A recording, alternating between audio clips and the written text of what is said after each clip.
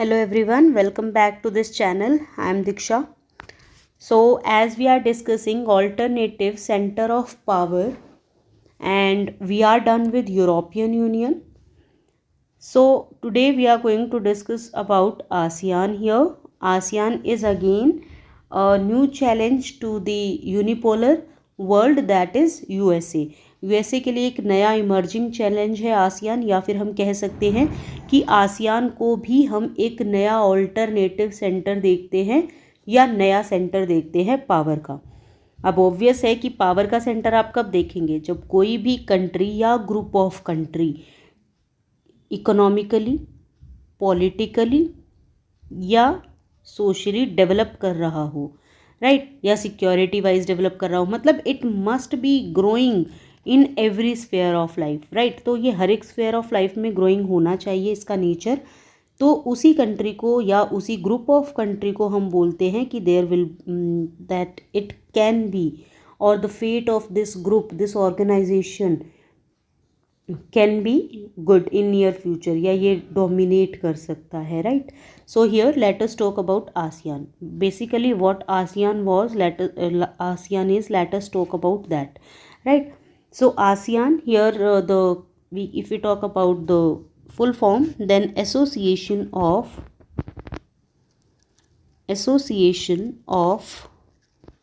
Southeast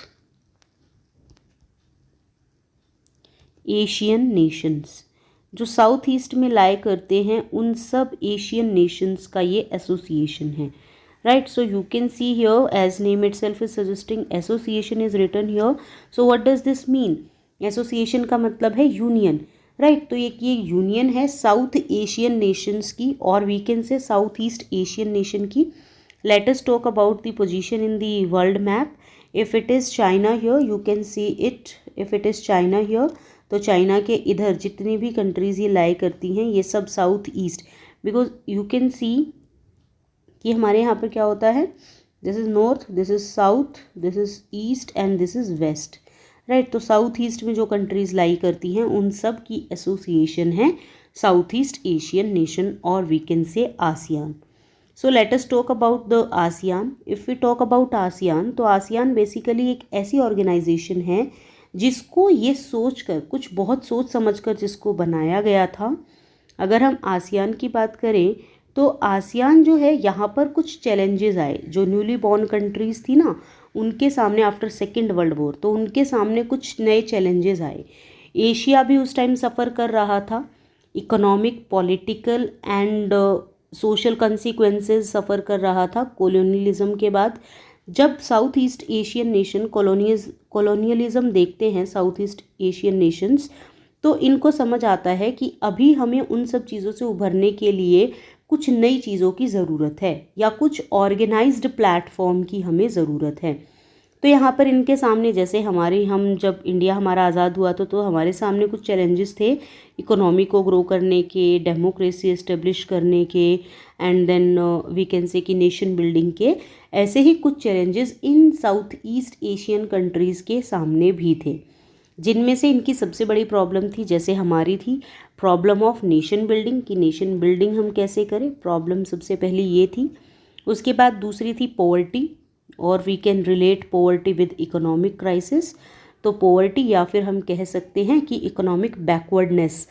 इसके अलावा एक और मेजर चैलेंज था, that was a pressure to join any of the group, to join either USA or USSR, right. तो USSR और यूएसए को ज्वाइन करने का एक प्रेशर था आफ्टर सेकेंड वर्ल्ड वॉर। लेकिन यहाँ पर क्या होता है, अब ये कंट्री ये सोचती है कि हम अफोर्ड नहीं कर सकते हैं, south east Asian countries afford नहीं कर सकती है कोल्ड वॉर में पार्टिसिपेट करना, क्योंकि हम ऑलरेडी इतने डिप्राइव हैं, या हम ऑलरेडी इतने इकोनॉमिकली बैकवर्ड हैं कि हम एक और नया चैलेंज फेस नहीं करना चाहते हैं। सो दैट इज़ वाई यहाँ पर अब क्या होता है, बंजंग में एक कॉन्फ्रेंस होती है जहाँ पर नॉन अलाइनमेंट मूवमेंट, जो इंडिया की थर्ड वर्ल्ड यूनिटी थी, इंडिया ने एक प्रपोजल लाया था नॉन अलाइनमेंट मूवमेंट का, जो कि हम डिटेल में पढ़ेंगे। तो नॉन अलाइनमेंट मूवमेंट में बेसिकली ये था, अगर हम जिस्ट में बात करें तो non alignment movement was about not joining any of the block, ना ही तो हम यूएसए की तरफ है और ना ही हम यूएसएसआर की तरफ है। तो that was non alignment movement, और we can say NAM, right. तो साउथ ईस्ट एशियन नेशंस ने भी यही सोचा कि हम नैम को ज्वाइन कर लेते हैं, बट नैम को ज्वाइन करना इनको ज़्यादा फ्रूटफुल नहीं लगा, कोऑपरेटिव नहीं लगा। इनफॉर्मल कोऑपरेशंस भी देखी गई और कुछ इंटरेक्शंस भी हुई, बट लेटर ऑन इनको मतलब it was not fruitful for them and it was not effective as well. तो नैम इनके लिए इफेक्टिव नहीं था, इसीलिए साउथ ईस्ट एशियन नेशंस ने सब ने मिलकर ये सोचा कि हमें किसी ऑल्टरनेटिव ऑर्गेनाइजेशन की ज़रूरत है, किसी एसोसिएशन की ज़रूरत है, जिसकी हेल्प से हम अपने एरिया में कुछ डेवलपमेंट्स कर सकते हैं, कुछ ऑब्जेक्टिव्स ये लेकर चलते हैं। और अगर हम उन ऑब्जेक्टिव्स की बात करें तो यहाँ पर इनके ऑब्जेक्टिव्स जो थे उनको हम एक बार डिस्कस कर लेते हैं। What were the objectives of South east Asian nation, let us talk about them. So here what we can say कि South India East Asian nation है उसमें आज के टाइम पर आपकी 11 कंट्रीज़ हैं, बट शुरू में 11 कंट्रीज़ नहीं थी। ASEAN was established in 1967 with 5 countries. 1967 में आसियान को एस्टेब्लिश किया गया था। सबसे पहले आपको ये ध्यान रखना है कि कब एस्टेब्लिश किया गया और कौन सी ट्रीटी के साथ साइन या डिक्लेरेशन के साथ इसको एस्टेब्लिश किया गया, राइट। सो बैंकॉक डिक्लेरेशन के साथ 5 कंट्रीज़ ने इसको साइन किया था और 5 कंट्रीज़ की हेल्प से आसियान बनता है 1967 में, right. So here the name of the 5 countries are Indonesia, Malaysia, Philippines, Singapore and Thailand, right. तो ये 5 कंट्रीज़ आती हैं, आकर मिलकर आसियान को फॉर्म करती हैं और इनके कुछ ऑब्जेक्टिव्स होते हैं। प्राइमरी ऑब्जेक्टिव्स ये अपने रखते हैं और कुछ मतलब ऐसे ऑब्जेक्टिव्स ये रखते हैं जिनकी हेल्प से ये आगे आने वाले टाइम में अपने चैलेंजेस को फेस कर सकें। तो अगर हम इनके ऑब्जेक्टिव्स की बात करें तो ऑब्जेक्टिव्स में सबसे पहले हमारे पास है, अगर हम प्राइमरी ऑब्जेक्टिव्स की बात करें, क्योंकि हमने बात की ना कि इनके पास primary as well as secondary objectives हैं, राइट। तो प्राइमरी ऑब्जेक्टिव्स की अगर हम बात करें तो देवर सोशल प्रोग्रेस, कि हमें सोशली ग्रो करना है, social progress was their primary objective. Apart from that economic growth was also their primary objective, economic growth भी इनका प्राइमरी ऑब्जेक्टिव है। अपार्ट फ्रॉम दिस कल्चर, और we can say cultural development, cultural development भी इनका primary objective है, right. तो ये कुछ प्राइमरी ऑब्जेक्टिव है जहाँ पर इनको ये करना था कि हम इन्हीं ऑब्जेक्टिव्स को अगर एसिलरेट कर लें तो वो ज़्यादा बेटर है। This were your primary objectives, right. So अगर आपका क्वेश्चन आता है ऑब्जेक्टिव्स बताने हैं आसियान के, तो आप ऑब्जेक्टिव्स को 2 पार्ट में डिवाइड करेंगे, primary objectives and secondary objectives. So primary objectives में आप social progress, economic growth and cultural development के बारे में लिखेंगे, राइट। अगर हम सेकेंडरी ऑब्जेक्टिव्स की बात करें तो सेकेंडरी ऑब्जेक्टिव्स में हमारे पास हैं, सेकेंडरी ऑब्जेक्टिव्स में हमारे पास है कि यहाँ पर ये लोग बोलते हैं कि हमें पीस एस्टेब्लिश करना है, हमें स्टेबिलिटी लानी है, पीस एस्टेब्लिश करना है, स्टेबिलिटी लानी है। आफ्टर दिस हमें रूल ऑफ लॉ भी बनाना है, मतलब हर एक चीज़ रूल ऑफ लॉ से चलनी चाहिए, मतलब एक well said well written constitution होना चाहिए जिसकी हेल्प से हम चीज़ें कर सकें। लॉ ऑफ रूल मतलब जहाँ पर आप लॉ ऑफ रूल में बेसिकली होता है कि जो राजा है वही कानून है, और जो रूल ऑफ लॉ होता है उसमें होता है कि जो कानून है वही सब कुछ है, वही आपका राजा है, राइट। तो they believe in rule of law और we can say democratic structure. After this इन्होंने बोला कि हमें प्रिंसिपल जो यूएन चार्टर के प्रिंसिपल हैं उनको फॉलो करना है, principle of UN charter, of UN charter, right. तो यूएन जो हमारी इंटरनेशनल ऑर्गेनाइजेशन है, यूनाइटेड नेशंस, उसके चार्टर पर हमें काम करना है।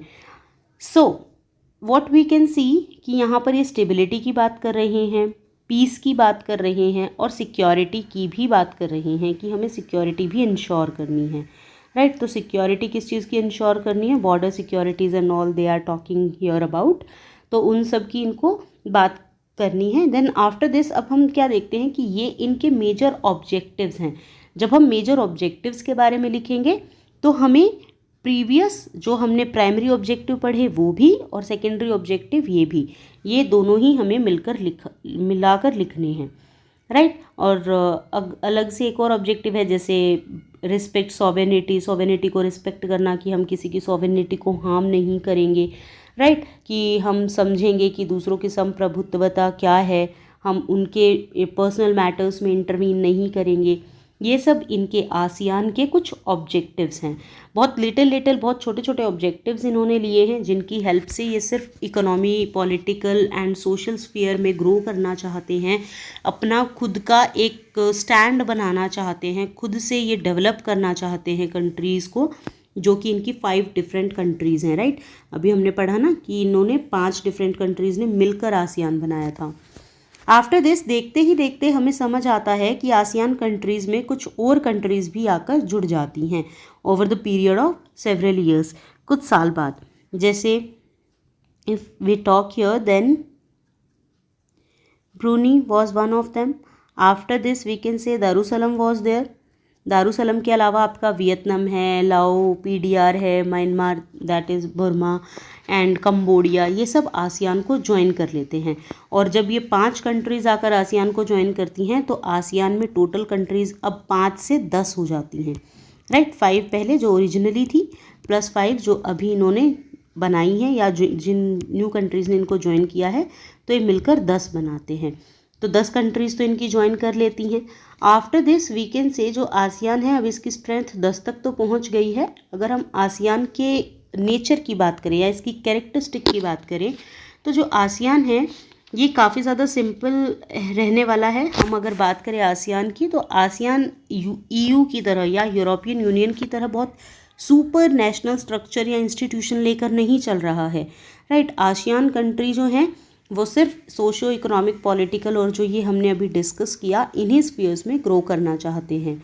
After this we can say कि जो आसियान कंट्रीज़ हैं वो सेलिब्रेट करती हैं अपनी मीटिंग्स को, तो उसको ये ऑफिशियल नेम देते हैं जहाँ पर ये इंटरेक्शन करते हैं, इनफॉर्मल इंटरेक्शन करते हैं या फिर नॉन कन्फ्रंटिस्ट बनते हैं या कोऑपरेटिव होते हैं, तो वहाँ पर ये लोग बात करते हैं, इसको नाम देते हैं आसियान वे, राइट। तो आसियान वे ये इसको बोलते हैं कि आसियान का अपना तरीका है ये, तो ये इस चीज़ को सेलिब्रेट करते हैं और वहाँ पर ये they use to respect for national sovereignty, और ये नेशनल सॉवेरेनिटी के लिए काफ़ी ज़्यादा रिस्पेक्ट करते हैं। इनको लगता है कि अगर आसियान की स्मूथ फंक्शनिंग हमें चाहिए तो उसके लिए हमें एक दूसरे की रिस्पेक्ट करनी चाहिए, एक दूसरे के पर्सनल मैटर्स में इंटरवीन नहीं करना चाहिए, right. So this is there. After this what we can say कि with some fastest growing economy of the world, अगर हम धीरे धीरे देखते देखते देखें कि आसियान के कुछ ये ऑब्जेक्टिव्स जो हैं अभी ये अचीव कर पा रही है,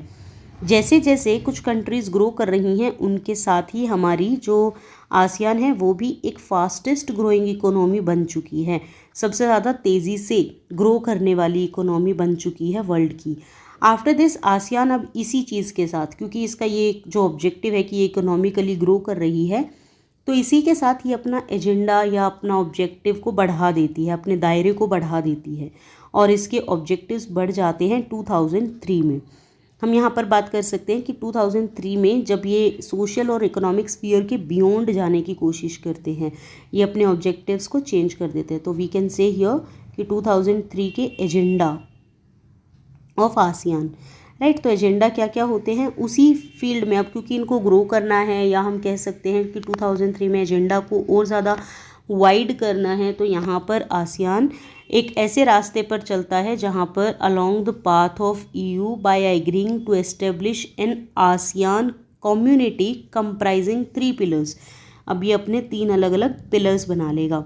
वो 3 पिलर्स कौन कौन से हैं? They are written here, we can see those 3 pillars 2003 में जो एजेंडा इसका आता है। तो पहला पिलर है इसका आसियान सिक्योरिटी कम्युनिटी, दूसरा पिलर आप देख सकते हैं ASEAN economic community and the third pillar is ASEAN socio culture community, right. तो आसियान सोशियो कल्चर कम्युनिटी और इन सबको मिलाकर ये अपने 3 डिफरेंट पिलर्स को खड़ा करते हैं। अगर आप देखें ध्यान से तो आपको दिखेगा कि सिक्योरिटी के फील्ड में बनाया है, इकोनॉमी के और सोशियो कल्चरल के फील्ड में इन्होंने अपनी कम्युनिटी को एस्टेब्लिश किया है, राइट। तो जब ये कम्युनिटीज़ को एस्टेब्लिश करते हैं तो उसके बाद हमें इन कम्युनिटीज़ को फर्दर डिस्क्राइब करना होगा अलग अलग लेकर, और या कह सकते हैं हम कि डिटेल में एक्सप्लेन करना होगा। तो detail explanation of these communities will be given in the next video, so you have to watch that video for that.